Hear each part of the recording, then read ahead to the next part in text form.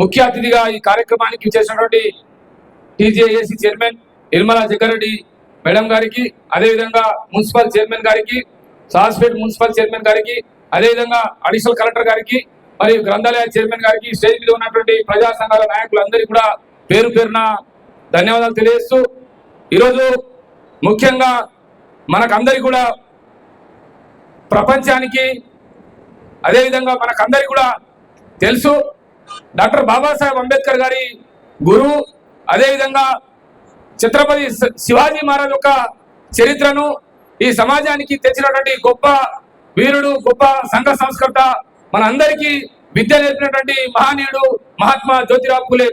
ఈరోజు మహాత్మా జ్యోతిరావు పూలే అంటే ఈ సమాజంలో కులం అనే భయంకరమైన స్థితి నుంచి ఈ సమాజానికి అనేక రకాలుగా దాడులు, అదేవిధంగా ఆ సమయంలో 200 ఏళ్ల కింద అనేక రకాలైన జీవిత చరిత్ర మీరు చూసిరు. కానీ ఈ సమాజంలో అంటరానితనం, కులం అనేది చాలా ఘోరమైన పరిస్థితి ఉండే. జ్యోతిరావు పూలే గారికి అనేక రకాల అవమానాలు, వాళ్ళ తల్లిదండ్రులు ఇంటికెళ్ళి వెలగొడితే కూడా ఆయన ఎక్కడ కూడా భయపడకుండా, ఎక్కడ కూడా బాధపడకుండా ఆయన భార్యని 9 సంవత్సరాలు ఉన్నటువంటి సావిత్రిబాయిని తీసుకొని ఈ సమాజంలో ఉన్నటువంటి కులం అనే కంపును ఎట్లా పైదోలాలని చెప్పేసి ఒక ఆలోచనతోని అనేక రకాలుగా ఇలా ఉద్యమాలు కార్యక్రమం చేసి ఆయన అన్నాడు, విద్య లేకపోతే మనిషి వింత పశువు అని చెప్పేసి మనం వింటా ఉన్నాం. కానీ ఆ రోజు జ్యోతిరావు పూలే 200 సంవత్సరాల కిందనే ఆ రోజు ఆలోచన చేసి మనిషికి విద్య ఉంటే వివేకం ఉంటుంది, వివేకం ఉంటే ఆలోచన ఉంటుంది, ఆలోచన ద్వారా సంపద ఉంటుందని చెప్పేసి ఆ రోజు విద్య ద్వారా ఏదైనా మార్పు అవుతుందని చెప్పేసి ఆ రోజు విద్య కోసం అనేక రకాలుగా మహాత్మా జ్యోతిరావు పూలే పోరాటం చేసి ఈ రోజు మీరు చూస్తా ఉన్నారు. ఛత్రపతి శివాజీ మహారాజ్ అంటే ఒక హిందువుల రాజు, హిందువులకే అని చెప్పేసి అంటా ఉన్నాం. కానీ ఆ రోజు ఛత్రపతి శివాజీ మహారాజ్ సమాధిని తవ్వి శివాజీ మహారాజ్ యొక్క సమాధిని ప్రపంచానికి చాటి చెప్పి ఆయన జీవిత చరిత్రను గ్రామాల్లో చెప్పినటువంటి నాయకుడు, ఒక ముఖ్యమైన నాయకుడు ఎవరైనా ఉన్నారంటే ఈ దేశంలో మహాత్మా జ్యోతిరావు పూలే అని చెప్పేసి తెలియజేస్తా ఉన్నాం. బాబాసాహెబ్ అంబేద్కర్ పుట్టినప్పుడు జ్యోతిరావు పూలే చనిపోయింది. కానీ బాబాసాహెబ్ అంబేద్కర్ ఈరోజు ప్రపంచ మేధావి, ప్రపంచంలోనే ఎవరు చదివినటువంటి చదివి కూడా ఒక 7th క్లాస్ చదివినటువంటి మహాత్మా జ్యోతిరావు పూలేని ఎందుకు గురువుగా ప్రకటించారో మీరు ఒకసారి ఆలోచన చేయండి. ఎందుకంటే మహాత్మా జ్యోతిరావు పూలే గాని, బాబాసాహెబ్ అంబేద్కర్ గాని, అదేవిధంగా గౌతమ బుద్ధుడు గాని, సంత్ కబీర్ గాని, శివాజీ మహారాజ్ గాని, అదేవిధంగా బసవేశ్వరుడు గాని, ఇదే దేశంలో ఉన్నటువంటి మహనీయులు ఎవరు కూడా వారి సొంత అవసరాల కోసం ఎవరు చేయలేదు. ఈ దేశంలో మహిళలకు, అంటరానితనాలు ఉన్నటువంటి బహుజనులకు, ఎస్సీ ఎస్టీ బీసీలకు, మైనార్టీలకు, అదేవిధంగా ఇక్కడ ఉన్నటువంటి కులాల మీద అనేక పోరాటాలు చేసి ఈ దేశంలో సమాజం సమానత్వం కావాలని చెప్పేసి కోరుకున్నారు. కానీ ఈ దేశంలో ఇప్పటికే చాలా మంది అన్నవాళ్ళు కూడా మాట్లాడి బీసీలకు రిజర్వేషన్ 42% కావాలి, కానీ బీసీలకు 52% రిజర్వేషన్ కావాలి. ఈ దేశంలో ఆకాశంలో సగం ఉన్నటువంటి జనాభా ఈ బీసీలో ఉంది.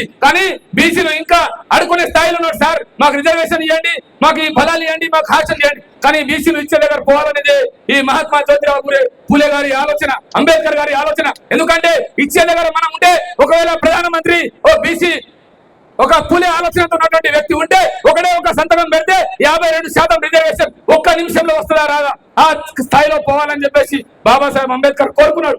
ఇలా బీసీలకు నేను అంటా ఉన్నాం, మహిళలకు ఇప్పుడు కేంద్ర ప్రభుత్వం బిల్లు పెడతా అని చెప్పేసి అంటా ఉన్నది. కానీ మీరు కూడా అడగాల్సిన బాధ్యత ఉంది. ఈరోజు మన అక్కలు ముగ్గురు కూడా చైర్మన్ అయ్యారంటే దానికి కారణం మహాత్మా జ్యోతిరావు పూలే, సాహు మహారాజ్, బాబాసాహెబ్ అంబేద్కరే కారణం అని చెప్పి తెలుస్తాం. ఏ రాజకీయ నాయకుడు కానీ, ఏ పార్టీ కానీ ఇయ్యలేదు. కానీ ఈరోజు మీరు అడగాల్సిన బాధ్యత ఉంది. బీసీలకు, మహిళలకు ఇప్పుడు ఏదైతే రిజర్వేషన్ ఇస్తారో అందులో బీసీల వాటా ఎంత అని అడగాల్సిన బాధ్యత మన మీద ఉంది. ఎందుకంటే రేపు అగ్రవర్ణాల్లో ఉన్నటువంటి మహిళలు ఎక్కడో తెలియదు, వాళ్ళ అడ్రస్ వాళ్ళకి మైబట్టడం కూడా రాదు. ఇప్పుడు మా అక్కలు మాట్లాడితే అసలు చరిత్ర కూడా తిరగరాసే విధంగా మాట్లాడతారు. అందుకనే బీసీల వాటా ఎంత అని చెప్పేసి అడగాల్సిన బాధ్యత ఉంది. రేపు రాబోయే రోజుల్లో సార్ మీరు నిజంగా చాలా డైనామిక్ ఆఫీసర్. ఎందుకంటే నేను సార్కు 11 సంవత్సరాలుగా చూస్తా ఉన్నా.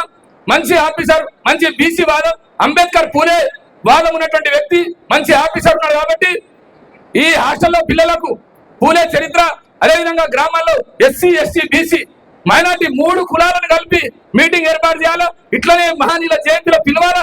ఎందుకంటే మేము కూడా హాస్టల్లో చదువుకున్నప్పుడే పూలే చరిత్ర తెలిసింది, హాస్టల్లో చదువుకున్నప్పుడే అంబేద్కర్ చరిత్ర తెలిసింది. కాబట్టి వాళ్ళ చరిత్రను చెప్పాల్సిన బాధ్యత మీ మీద ఉంది. కాబట్టి ఉమ్మడి కార్యక్రమంతో విద్యార్థులకు పిలవాలి ఒకటే బీసీ. పూలే అనగానే బీసీ పిలుస్తుంది, అంబేద్కర్ అనగానే ఎస్సీ పిలుస్తుంది. మరి ఎస్సీ ఎస్టీ బీసీలు ఎప్పుడు కలుస్తాం? మన హక్కుల గురించి ఎప్పుడు తెలుసుకుంటాం? ఇలా ముద్రాజులు మా సోదరులు ఎంతమంది వచ్చిరో చెప్పండి. ఇలా ముద్రాజ్ మాలికులకు సంబంధించినటువంటి వ్యక్తి మహాత్మా జ్యోతిరావు పూలే. కానీ ఇలా మన చరిత్ర మనం తెలుసుకుంటలేము. ఆ చరిత్ర తెలుసుకున్నంత రోజులు మనం ఇంకా పోతాం. కాబట్టి దయచేసి ఇప్పటికైనా బీసీలు ఎస్సీలు ఎస్టీలు అందరం ఒక్కటి కావాలా? ఈ రాష్ట్రానికి ముఖ్యమంత్రి బీసీ కావాలా? ఈ దేశానికి ముఖ్యమంత్రి బీసీలు కావాలా? ఎస్సీ ఎస్టీలు అందులో మంత్రులు ఉండాలని చెప్పేసి నేను ఆశిస్తూ ఈరోజు ఈ దేశానికి మన మహాత్మా జ్యోతిరావు పూలే సావిత్రిబాయికి డిమాండ్ చేస్తా ఉన్నాం, కోరుతా ఉన్నాం. వారికి భారత రత్న ఇవ్వాలని చెప్పేసి డిమాండ్ చేస్తూ నాకు అవకాశం ఇచ్చినందుకు ధన్యవాదాలు. జై భీమ్, జై పూలే.